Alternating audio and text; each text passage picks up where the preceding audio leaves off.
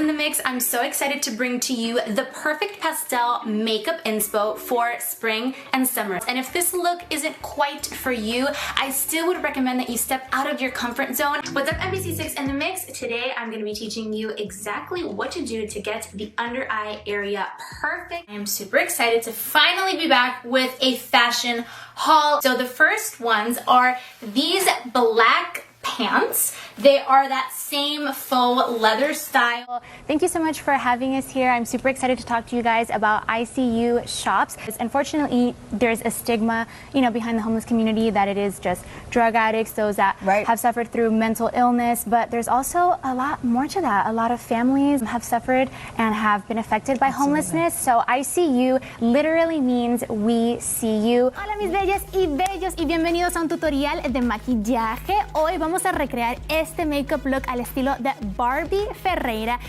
La verdad es que yo los uso no solamente para hacer ejercicio, pero literalmente para estar aquí en la casa trabajando desde el hogar. Y miren, hablando de puntos, aquí tenemos la cuenta regresiva que nos muestra más o menos cuántos minutos o cuántos segundos a veces faltan para la próxima ronda de puntos.